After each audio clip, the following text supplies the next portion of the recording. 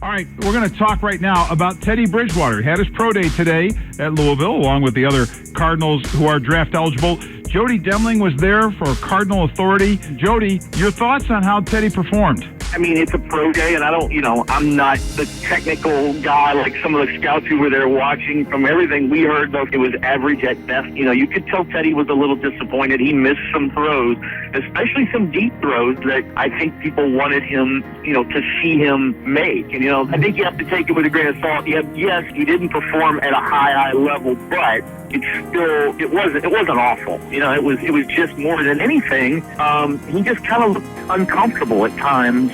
And I think maybe they tweaked a little bit of his motion a little when he was at IMG and working out down there. And I think he just looked a little uncomfortable at times. What was with the decision not to wear a glove for his pro day?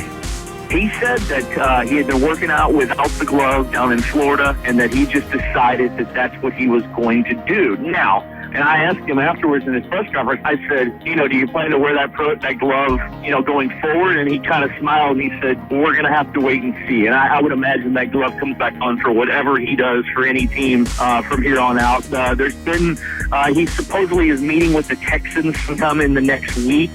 And he wouldn't say the other teams today, but evidently 3 other teams have already been in contact to say, hey, we want to hook up a meeting, maybe a private workout. One of the things about Teddy Bridgewater has been he is the most flawless looking of the quarterbacks just in terms of his mechanics. So do you think there's any sense of pressure that he might have felt? I do a little. He's never a kid that's really faltered under any kind of pressure before. I mean, every time we've seen it, he just rose to the occasion, and I think this was the first time we've really seen that. This was the one day. He said, this is the day I've been pointing to. This is the day I was going to do it all. He didn't throw at the combine. He didn't run the 40, with the 40 at the combine. The fact of the matter is he's lost about 15 pounds. He was down to 208. Now, he says he lost the weight because of a cold, but I can't imagine that it wasn't just because he was going to run the 40 today. So yeah, I think the pressure kind of got to him in a lot of ways, and like I said, the best way to describe it is for a guy who has always been flawless and a guy who's done it effortlessly, he looked like he was uncomfortable. You've seen this guy play time and time again. What is your evaluation of Teddy Bridgewater? Where, if you were one of the teams picking in the first round, where would you pull the trigger?